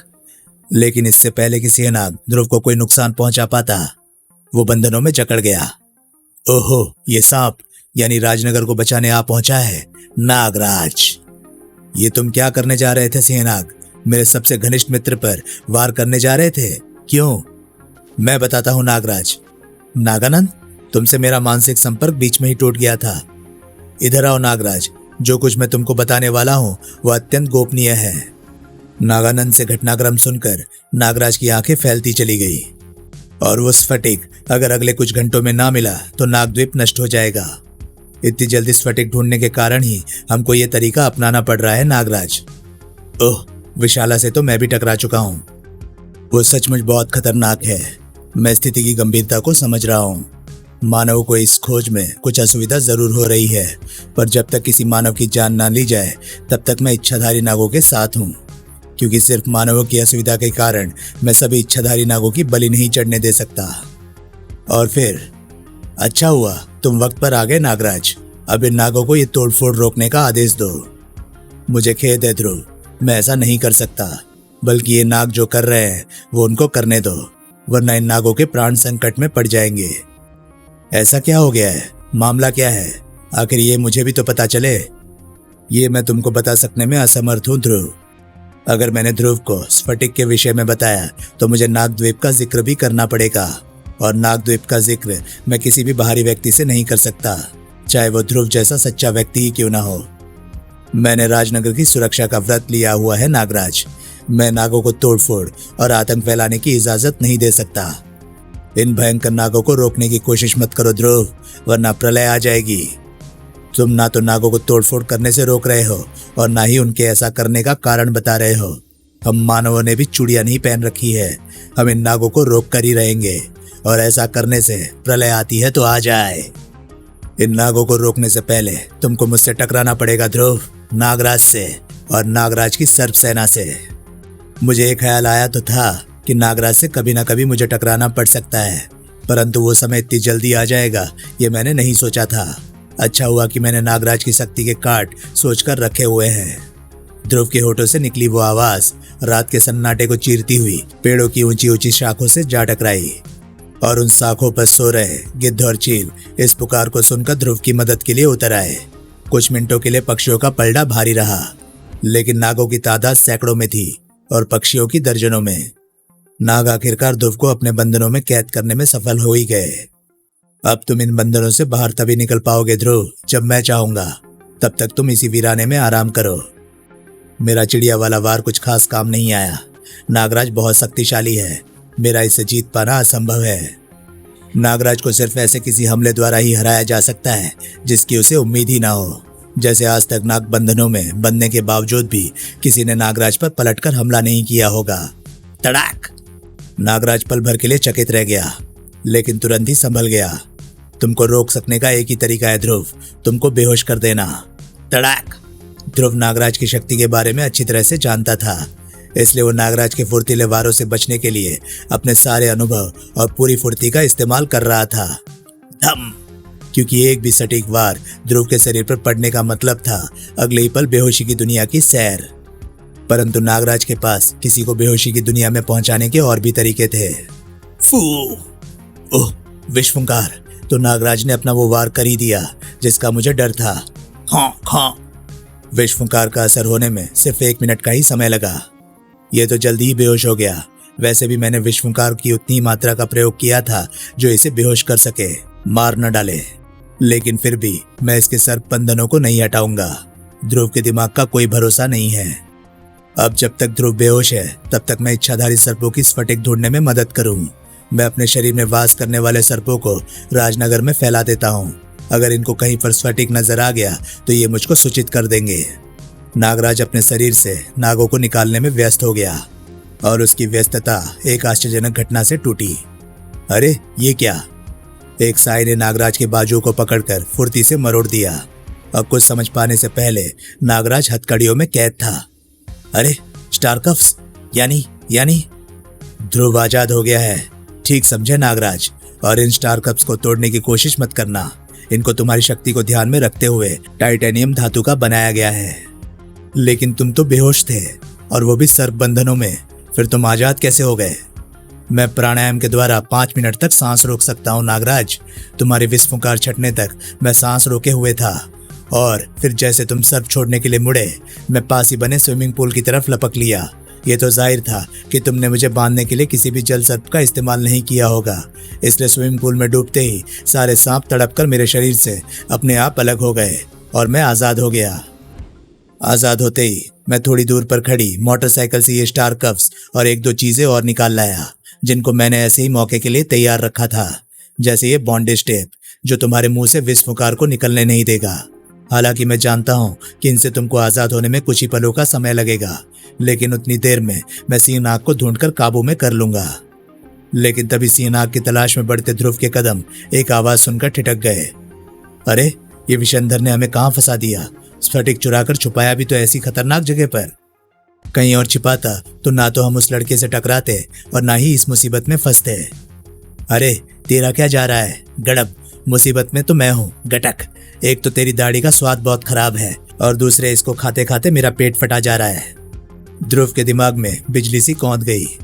विशंधर और स्फटिक, ये तो वही नाग जैसा आदमी लगता है जिससे मैं कल रात टकराया था। उसके हाथ में एक स्फटिक जैसी मणि भी थी। कहीं ये नाग उसी को तो नहीं ढूंढ रहे हैं? मुझे तुरंत उस मणि को ढूंढकर लाना होगा, क्योंकि अगर नागों को वो मणि चाहिए तो मणि मेरे पास होने की स्थिति में ये मेरी बात मानने को विवश हो जाएंगे और मैं राजनगर में फैल रहे आतंक को खत्म कर पाऊंगा। नागराज के तीक्ष्ण दृष्टि से ये दृश्य बच नहीं सका। ये क्या? ध्रुव तो सिंहनाग की विपरीत दिशा में जा रहा है। जरूर इसके दिमाग में कोई नई योजना आ गई है जो नागों के लिए खतरनाक हो सकती है। मुझे इसके पीछे जाना चाहिए, और उसके लिए मुझे तुरंत इन बंधनों से आजाद होना पड़ेगा। ये काम मैं सर्प रूप में आकर ही कर सकता हूँ। इच्छाधारी शक्ति ने नागराज को उसके बंधनों से मुक्त कर दिया, और नागराज फिर से अपने वास्तविक रूप में आकर ध्रुव के पीछे लग गया, एक अधूरी लड़ाई को अंजाम तक पहुंचाने के लिए। और इसी वक्त नागद्वीप में भी एक अधूरा काम पूरा किया जा रहा था, और यही पता करने मैं नागद्वीप की तरफ आ रहा था। ओह, यानी जिस शिशु को देवकालजयी ने नागद्वीप पर लाने का आदेश दिया था और जो 40 वर्ष तक नागद्वीप में सुसुप्तावस्था में रहा था, वो नागराज ही था। हाँ मान्यवर, मेरी और आपकी जानकारी मिलाकर तो यही निष्कर्ष निकलता है। ये तो एक बड़ी दुविधा का कारण हो गया है वृद्धवर। नागराज के द्वारा नागद्वीप का सम्राट बनने के प्रस्ताव को ठुकरा देने से नागद्वीप की जनता नागराज से क्रुद्ध है, परंतु ये रहस्य जानकर और ये जानकर कि नागराज देव कालजयी के आशीर्वाद से उत्पन्न हुआ है, सारे नाग नागराज को सम्राट मानने के लिए विवश हो सकते हैं। वैसे भी सभी ये जानते हैं कि विशर्पी के पिता महाराज मणिराज उस शिशु को गोद लेकर वारिस बनाना चाहते थे। इसलिए इस समस्या से बचने का एक ही तरीका है कि फिलहाल ये बात किसी को भी ना बताई जाए, नागराज को भी नहीं। वैसे तो नागराज हर प्रकार से नागद्वीप सम्राट बनने के योग्य है, पर वो यहाँ रहना नहीं चाहता और यही नागों के असंतोष का कारण है। नागराज को पहले नागों का दिल जीतना होगा और इसमें नागराज की मदद मैं करूंगा। सबसे पहले मैं नागराज को नागद्वीप पर आने जाने की इजाजत दे दूंगा ताकि वो अन्य इच्छाधारी सांपों के साथ घुल मिलकर उनके दिलों में जगह बना सके। बाकी काम नागराज को स्वयं ही करना होगा और तब तक ये रहस्य हमारे बीच ही रहेगा। ध्रुव इस दौरान स्फटिक की तलाश में समुद्र का पानी छान रहा था। मुझे वो जगह ठीक से याद नहीं है जहां पर स्फटिक गिरा था, लेकिन इस डॉल्फिन को वो जगह जरूर याद होगी और यही मुझे उस स्थान तक ले जाएगी। डॉल्फिन ने ध्रुव को धोखा नहीं दिया। आहा, यही है वो चट्टानों का समूह जहां पर स्फटिक गिरा था और जहां से विसंदर गायब हो गया था। स्फटिक यहीं कहीं पर होगा और रात के अंधेरे में स्फटिक की चमक की मदद से उसको ढूंढना कोई मुश्किल काम नहीं होना चाहिए। ध्रुव को स्फटिक ढूंढने में ज्यादा वक्त नहीं लगा। ये रहा वो स्फटिक। ध्रुव ने स्फटिक को उठाने के लिए हाथ बढ़ाया और अगले ही पल उसका पूरा बदन ही हवा में उड़ गया। कड़ाक! तूने स्फटिक को नहीं, अपनी मौत को ढूंढ निकाला है लड़के। तुम कौन हो और ये स्फटिक ले जाने से मुझे रोकना क्यों चाहती हो? तेरी मौत को देवी विशाला कहते हैं लड़के, और ये स्फटिक मेरी संपत्ति है। इसको यहाँ से कोई नहीं ले जा सकता। परंतु अगर मैं ये स्फटिक राजनगर ना ले गया तो शायद मेरा शहर तबाह हो जाएगा। तू ये चिंता छोड़ दे लड़के, क्योंकि मैं तुझे वैसे भी जिंदा वापस नहीं जाने दूंगी। कड़ाक! ताकि तू किसी को जाकर ये बता ना सके कि स्फटिक कहाँ पर है। तुम्हारी इस बात से मुझे शक हो रहा है कि ये स्फटिक तुम्हारा है, क्योंकि अगर ये स्फटिक तुम्हारा ही होता तो तुम चोरों की तरह यहाँ छिपी ना बैठी होती और राजनगर में घूम रहे तमाम नाग इस स्फटिक की खोज में भटक ना रहे होते। ये स्फटिक लेकर मेरे साथ नागों के पास चलो, एक पल में सारा फैसला हो जाएगा। तू समझ नहीं पा रहा है मानव कि तू किससे बात कर रहा है। विशाला अगर जोर से सांस भी छोड़ दे तो सैकड़ों मानव प्राण त्याग दे। तुम मरेगा तो अवश्य, परंतु तुझे मारने में मैं अपनी कीमती तंत्र शक्ति व्यर्थ नहीं करना चाहती। इसकी मुझे आवश्यकता पड़ सकती है। जा, मैंने तुझे अपने श्वान दंश के हवाले किया। मेरी बलि बेदी की रखवाली करता था ये प्राणी और आज तक इसने इच्छाधारी सर्पों के अलावा मानव शरीर का स्वाद ही नहीं चखा। आज मैं इसे इसकी वफादारी के इनाम में दूंगी मानव मांस का स्वाद। गर्र! भारी पंजे के एक ही वार ने पहले से ही चोट खाए ध्रुव को नीचे लापटका। अगला वार ध्रुव ने फुर्ती से बचाया और साथ ही साथ हमला भी कर दिया। श्वानदंश पल भर के लिए चकरा गया और इसी पल के दौरान ध्रुव ने श्वानदंश की गर्दन को जकड़ लिया। लेकिन ध्रुव श्वानदंश की गर्दन को इतनी देर तक नहीं दबाए रख सका कि उसका दम घोंट सके। तड़ाक! क्या? मुझे इसको काटने से रोकना होगा, क्योंकि मुझे 100% यकीन है कि सांपों की तरह इसके दांतों में भी विष होगा। लेकिन मैं इससे बचूंगा भी कब तक? देर सवेर तो ये मुझको काट ही खाएगा। इसको रोकने का कोई तो तरीका होगा। ये डॉल्फिन मछलियां आपस में संकेत भेजने के लिए अल्ट्रासोनिक सीटीसी ध्वनि का इस्तेमाल करती हैं और कुत्ते जैसे जानवरों को ये अल्ट्रासोनिक ध्वनि सुनाई भी देती है और परेशान भी करती है। ये श्वानदंश भी मूल रूप से एक कुत्ता ही है। देखें इस पर अल्ट्रासोनिक ध्वनि का असर होता है या नहीं। डॉल्फिन ध्रुव की बात तुरंत समझ गई और अगले ही पल डॉल्फिन के मुंह से निकली अल्ट्रासोनिक सीटी श्वानदंश के कानों से होती हुई उसके दिमाग में नस्तर की तरह चुभने लगी और श्वानदंश चीख उठा। उसके सोचने समझने की क्षमता गुम हो गई और उसी पल ध्रुव चीख उठा। स्टारलाइन श्वानदंश की गर्दन में आ लिपटी। क्या? तड़ाक! और एक तगड़ी किक से श्वानदंश का शरीर हवा में झूल गया। विशाला यह अनहोनी देखकर पागल हो उठी। श्वानदंश तुझे नहीं खा पाया, बल्कि उल्टे तूने ही श्वानदंश को खत्म कर दिया। तू तो इच्छाधारी नागों से भी ज्यादा खतरनाक है। अब मैं तुझे बचने का कोई मौका नहीं दूंगी। विशाला ने अपनी विष की एक भयंकर फुंकार ध्रुव पर छोड़ दी, जो सैकड़ों लोगों को मारने के लिए पर्याप्त थी। लेकिन शायद ध्रुव की जीवन रेखा अभी शेष थी। फुंकार ध्रुव तक पहुंचने से पहले ही रोक दी गई। ये क्या? यहाँ पर मेरी मदद करने कौन आ रहा है? आने वाले को देखकर दोनों के ही मुंह से एक ही बात निकली। नागराज, शुक्र है भगवान का कि तुम मेरी हथकड़ियों से जल्दी आजाद हो गए, वरना मेरी आत्मा इस शरीर से आजाद हो चुकी होती। नागराज, तुम मेरी कैसे कैसे आजाद हो गया? और फिर यहाँ तक कैसे पहुँच गया? आजाद कैसे हो गया ये तो जाने दो विशाला, लेकिन यहाँ तक मैं इसलिए पहुँच पाया क्योंकि शायद ऊपर वाले ने तेरी मौत मेरे ही हाथों लिखी है। तेरे शरीर में आम सर्पों का विष का विपरीत विष है। आज मैं तेरे सारे जहर को अपने पूरे जहर का इस्तेमाल करके काट दूंगा, चाहे इसमें मेरी जान ही क्यों ना चली जाए। जान तो तेरी भी जाएगी नागराज, और इस लड़के की भी, क्योंकि विशाला का सिर्फ विष ही नहीं बल्कि उसकी शक्तियां भी तुम्हारी शक्तियों के विपरीत है। जैसे ऋण विद्युत का ये तड़ित गोलक, ये इतनी बिजलियां गिराएगा तुम दोनों पर कि यहाँ पर तुम्हारे शरीर नहीं उनकी राख ही बचेगी। नागराज और ध्रुव के बदन थरथरा उठे। आह, इतनी बिजलियों से तो बचा जा ही नहीं सकता, चाहे कितनी भी फुर्ती दिखा लो। इनको अपने ऊपर गिरने से रोकना होगा। पर कैसे? आसमान से गिरती बिजली को तो हम तड़ित चालक के जरिए रोक लेते हैं, क्योंकि तड़ित चालक के धातु के नुकीले सिरे गिरती बिजली को अपने पास खींच लेते हैं। लेकिन यहाँ पर तो कोई तड़ित चालक नहीं है। बन गया काम। अब मुझे किसी तरह नागराज के पास पहुंचना चाहिए। ध्रुव अपनी इच्छा शक्ति बटोर कर किसी तरह से नागराज तक पहुंचा, और उसी पल उसने बेल्ट खोलकर स्टार बकल का नुकीला सिरा हवा में ऊपर करके बकल चट्टान पर रख दिया, और बिजलियां धातु के नुकीले सिरे पर गिरकर चट्टानों में समाने लगी। ऋण नेगेटिव तड़ित चालक ऊंची इमारतों में लगे लोहे के नुकीले छड़, जिनका एक सिरा जमीन में धंसा होता है और दूसरा इमारत की छत पर लगा होता है। बिजली गिरने की स्थिति में नुकीला सिरा बिजली को ग्रहण करके पृथ्वी में पहुंचा देता है। बिजलियों का रुख मुड़ते ही बाकी का काम नागराज के नागों के विष ने कर दिया। इस विष से तो जलन हो रही है। मेरा विष तेरे विष के विपरीत भी है, और भयंकरता में तेरे विष से कम नहीं है। तूने एक इच्छाधारी गद्दार नाग विशंदर की मदद से अमर स्फटिक को तो उठवा लिया, पर उसे लेकर तू यहाँ से जा नहीं पाएगी। ये तो अच्छा हुआ कि मैं ध्रुव का पीछा करते करते यहाँ तक आ गया। मुझे तो स्वप्न में भी उम्मीद नहीं थी कि तू मुझे यहाँ पर मिल जाएगी।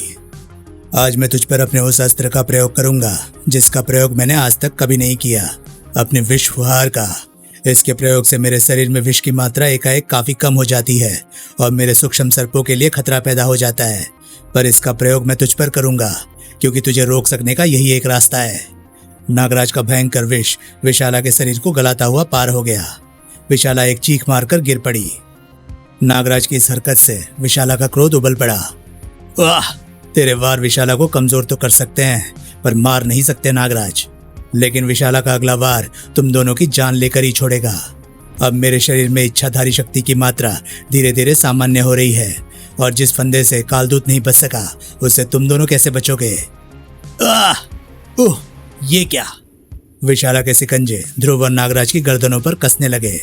ध्रुव की शक्ति तो वैसे भी फंदे को खोल नहीं सकती थी, और नागराज के शरीर के रक्त में जहर की मात्रा एकाएक कम होने के कारण सूक्ष्म सर्प भारी मात्रा में समाप्त हो गए थे, और इसके कारण नागराज को काफी कमजोरी महसूस हो रही थी। आंखों के डले बाहर उबल पड़ने को बेताब हो रहे थे, और सांस ना तो फेफड़ों के अंदर जा रही थी और ना ही बाहर आ पा रही थी। मौत चंद पलों की दूरी पर इंतजार कर रही थी। अब मैं तुम दोनों को वैसे ही मारूंगी जैसे स्वानदंस मरा था। लेकिन तभी विशाला चीख उठी। उसका पूरा बदन थरथरा उठा और सिकंजे खुल गए। ये क्या? एकाएक विशाला को क्या हो गया? आई! हो नहीं गया है, बल्कि कर दिया गया है तुम्हारी बहन श्वेता द्वारा बनाए गए इस नर्व डिसरप्टर के द्वारा। चंडिका, कमाल है, तुम ऐन समय पर यहाँ कैसे पहुंच गई? मैंने यमराज को इस तरफ आते देखा था, सोचा कि देखूं किसके प्राण हरने जा रहे हैं यमराज। बस पीछा करते करते यहाँ तक आ गई। अब मैं भैया को ये नहीं बता सकती ना कि मैंने बहुत पहले उनकी बेल्ट पर एक माइक्रो ट्रांसमीटर चिपकाया था जो अब तक फर्स्ट क्लास काम कर रहा है। उसी के सिग्नलों का पीछा करते करते मैं यहाँ तक ये देखने आ गई थी कि भैया किसी मुसीबत में तो नहीं है। अब कम से कम थैंक यू तो बोल दो। मैंने तुम लोगों की जान बचाई तो बचाई, साथ में तुम्हारी मुसीबत को भी बेबस कर दिया है। बेबस तो अब तू होगी लड़की, और तेरे साथ ये दोनों भी। तेरे जादुई तरंगों के वार को मैं इसलिए नहीं सह पाई क्योंकि वो वार अचानक हुआ था। अब मैं तेरी तरंगों को सह सकती हूँ, लेकिन मेरा वार अब तुम लोगों को ना तो जीने देगा और ना ही मरने। अरे अरे, इसका शरीर तो आग की लपटों में घिर रहा है। मेरे शरीर में आग नहीं लग रही है, बल्कि ये आग मेरे शरीर के अंदर से हर रोम छिद्र से बाहर निकल रही है। विशाला अब एक ज्वालामुखी बन गई है जिसका कहर तुम तीनों को जलाकर राख कर देगा। बचो! ओह, मेरा नर्व डिसरप्टर तो गया। अब तुम तीनों नर्क में जाओगे, ऊपर। अब क्या करें नागराज? इस मुसीबत से तो सिर्फ तुम ही निबट सकते हो। निबट तो सकता हूँ चंडिका, लेकिन फिलहाल मेरे शरीर में सर्पों की संख्या कम होने के कारण मेरी शक्ति क्षीण हो गई है। उसे वापस आने में वक्त लगेगा और तब तक हमारी चिताएं बन चुकी होंगी। अब एक ही रास्ता है, राजनगर जाकर सर्पों को यहाँ लाना होगा। उनकी संयुक्त शक्ति में ये टिक नहीं पाएगी। नहीं नागराज, हमको जाने आने में वक्त लगेगा और उतनी देर में विशाला स्फटिक को कहीं और ले। अरे ये बात मैं अब तक समझ क्यों नहीं पाया था? कौन सी बात? समझाने का वक्त नहीं है नागराज, तुम विशाला का ध्यान अपनी तरफ खींचो, बाकी काम मैं कर लूंगा। इधर नागराज ने विशाला का ध्यान अपनी तरफ खींचकर मौत को दावत दी। कड़ाक! और उसी पर ध्रुव गर्म और पिघली चट्टानों की परवाह किए बगैर दूसरी तरफ बढ़ गया, वहां पर जहां पर पड़ा हुआ था अमर स्फटिक। ओह, ये स्फटिक टूटा तो नहीं, लेकिन ये बहुत गर्म हो गया है। मेरा हाथ झुलस जाएगा, लेकिन फिर भी मैं इसको उठाकर रहूंगा, क्योंकि सिर्फ यही विशाला को रोक सकता है। विशाला को सिर्फ एक पल पहले ध्रुव की मंसा का आभास हुआ। उसकी आंखों में भय का तूफान नाच उठा, लेकिन उस एक पल में वो कुछ नहीं कर सकती थी। अमर स्फटिक उसके शरीर से टकरा गया और विशाला रोशनी के एक झमाके में गुम हो गई। ये कैसे हो गया? विशाला गायब हो गई? पर ये तुमने कैसे समझ लिया ध्रुव कि स्फटिक के स्पर्श से विशाला गायब हो सकती है? ये मुझे नहीं पता था नागराज कि विशाला गायब हो जाएगी, पर इतना जरूर पता था कि स्फटिक के स्पर्श से विशाला को कुछ नुकसान अवश्य हो सकता है। तुम्हारी बातों से मुझे ये पता लग गया था कि विसंधर नागद्वीप का नाग था, और मैं ये जानता था कि स्फटिक को वही उठाकर यहाँ तक लाया है, क्योंकि विसंधर ने यहाँ पर स्फटिक को मुझसे मुठभेड़ होने के बाद ही गिराया था। इसलिए मुझे स्फटिक की स्थिति का पता था। नागदेव और नागप्रेती की बातों से मुझे आभास हो गया था कि नाग शायद यही स्फटिक ढूंढने नागद्वीप से आए हैं। इसलिए जब तुमने राजनगर जाकर नागों को लाने की बात की और मैंने उतनी देर में विशाला द्वारा स्फटिक को कहीं और ले जाने की चिंता जताई, तो मुझे ध्यान आया कि अगर विशाला स्फटिक को कहीं और ले जा सकती तो बहुत पहले ले जाती। नागों के इतने पास आ जाने के बावजूद भी वो यहाँ बैठी नहीं रहती। मैंने ये भी सोचा कि स्फटिक भी उसने खुद नहीं बल्कि विसंधर के हाथों कहीं भिजवाया था। इतनी कीमती चीज दूसरे के हाथ में दे देने का एक ही स्पष्ट अर्थ हो सकता था कि स्फटिक का स्पर्श भी विशाला के लिए घातक था। बस यही सोचकर मैंने उसका स्पर्श स्फटिक से करवा दिया, और नतीजा तो तुम जानते ही हो। वाह ध्रुव, मैं नागानंद को मानसिक संकेत भेजकर सब नागों को यहीं पर बुलाकर उनको स्फटिक सौंप देता हूँ। और फिर नागद्वीप में अमर स्फटिक अपने स्थान पर स्थापित होने के बाद इच्छाधारी नागों पर आया संकट टल गया है। अब नागद्वीप सुरक्षित है। मैं आपसे बिना आज्ञा नागराज ध्रुव और चंडिका को यहाँ लाने के लिए क्षमा चाहती हूँ महात्मा, परंतु स्फटिक सिर्फ इन्हीं के कारण वापस आ सका है, और फिर स्फटिक खोने और मिलने से संबंधित सारी कहानी सिर्फ यही तीनों सही सही जानते हैं। इसलिए मैं चाहती थी कि आप इनके ही मुंह से सारी कहानी स्वयं सुन ले। वो तो मैंने सुन ली विसर्पी, अब मुझे इनका धन्यवाद अदा करना है नागद्वीप को बचाने के लिए। उसकी आवश्यकता कतई नहीं है महात्मन, हमें शर्मिंदा ना करे। हम सिर्फ इतना जानने को उत्सुक हैं कि विशाला है कौन और उसका स्फटिक से क्या संबंध है। विशाला को तुम मेरा विपरीत रूप कह सकते हो नागराज। हजारों वर्ष पुरानी बात है जब मानवों ने इतनी प्रगति नहीं की थी, परंतु नागों की प्रजातियां संख्या में बढ़ती जा रही थी। उनमें से एक प्रजाति ऐसे सर्पों की थी जिनमें विपरीत विष था। स्वभाव से वे दबंग प्रकृति और लड़ाकू सर्प थे। वे मानवों से बहुत चिढ़ते थे और पृथ्वी के मानवों का विनाश करके स्वयं पृथ्वी पर राज करना चाहते थे। विशाला उन क्रूर सर्पों की महानागिन थी, यानी महारानी। तब तक मेरी ख्याति एक महान योद्धा के रूप में चारों तरफ फैल चुकी थी, और तब एक दिन महानागिन विशाला मुझसे मिलने आई। उसने मेरे सामने विवाह का प्रस्ताव रखा ताकि दो विपरीत विषयों वाले नागों में एक नई मित्रता कायम हो सके और सर्पों की एक नई प्रजाति का जन्म हो। मैं सभी प्राणियों का भला चाहता था, इसलिए मैं विवाह के लिए तैयार हो गया। इस प्रकार मैं विपरीत विष सर्पों को नियंत्रित भी रख सकता था। हमारी रीति के अनुसार मैंने विशाला से विवाह पूर्व का उपहार मांगने को कहा। उसने गहरे समुद्र के अंदर स्थित एक जीवित ज्वालामुखी में रखे एक स्फटिक की मांग की। उसके अनुसार उसका कोई भी योद्धा उस स्फटिक को लाने में सफल नहीं हो पाया था। मैं उस स्फटिक को लाने चल दिया। कई रुकावटों को दूर हटाता हुआ मैं स्फटिक तक पहुंच गया। यात्रा रोमांचक थी, पर इस यात्रा को विस्तार से मैं फिर कभी बताऊंगा। अब मुझे ये शक हो रहा था, रास्ता कठिन अवश्य था, पर इतना कठिन नहीं कि विशाला के जांबाज योद्धा वहां तक नहीं पहुंच सकते थे। कहीं पर कोई रहस्य छिपा था, और उस रहस्य को खोला ज्वालामुखी की खो में रहने वाले एक अष्टपाद ने। उसने मुझे इस अमर स्फटिक की खूबियां बताई और ये भी बताया कि इसकी घनात्मक ऊर्जा के कारण इसका स्पर्श ऋणात्मक विष सर्पों के लिए घातक है। परंतु इसकी ऊर्जा से वे भी अमर और अजय हो सकते हैं। साथ ही साथ मुझे यह भी पता चला कि इसकी मदद से अजय होकर वे पृथ्वी से अन्य जातियों का संहार करने वाले हैं। ये जानकर जब मैंने स्फटिक को विशाला और उसके साथियों को सौंपने से इनकार कर दिया तो वे मुझ पर एक साथ टूट पड़े। भीषण युद्ध हुआ। ऐसा युद्ध मैंने ना तो पहले कभी लड़ा था और शायद ना फिर कभी लड़ पाऊंगा। लेकिन अमर स्फटिक की शक्ति और मेरे युद्ध कौशल के आगे वे टिक न सके। मैंने विशाला और उसके कुछ सेवकों को छोड़कर सभी सर्पों का संहार कर दिया। उनको प्राणदान इसलिए मिल गया क्योंकि उनको मार देने से वो पूरी सर्प प्रजाति ही नष्ट हो जाती। उसके बाद मैंने सोचा कि मानव और सर्पों को अलग अलग रखना आवश्यक है, वरना कभी न कभी युद्ध होकर ही रहेगा। इसलिए मैं स्फटिक लेकर जगह जगह भटकता रहा और अंततः इस द्वीप को चुनकर यहाँ पर इच्छाधारी नागों की बस्ती बसाई। बस यही है मेरा और विशाला की दुश्मनी का कारण। महात्मा, महात्मा, ये कौन है? महात्मा, बाकी सब कुछ तो ठीक हो गया, अब हमको भी बचा लीजिए। अभी बचाता हूँ। तुमने नागप्रति और नागदेव को पूरी तरह से विवश कर दिया है ध्रुव। तुम सचमुच विलक्षण मानव हो। इनको बचाने के बाद मैं तुमको नागराज, चंडिका और वेदाचार्य के साथ अपनी योग शक्ति से अपने अपने स्थानों पर भेज दूंगा। परंतु मुझे अभी वेदाचार्य से यह पूछना शेष है कि वे यहाँ पर कैसे आए और क्यों आए। समाप्त। तो दोस्तों, ये कॉमिक्स आपको कैसी लगी प्लीज कमेंट सेक्शन में मुझे जरूर बताएं। और हाँ, अगर आपको मेरे ये वीडियोस पसंद आ रहे हैं तो प्लीज उन्हें लाइक करें और शेयर करें और साथ ही साथ चैनल को सब्सक्राइब करें, क्योंकि मैं ऐसे कंटेंट लाता रहता हूँ। तो चलिए दोस्तों, मैं मिलता हूँ अब आपसे अगली वीडियो में। तब तक के लिए नमस्कार, गुड बाय। सेफ रहिए, खुश रहिए, मजे करिए।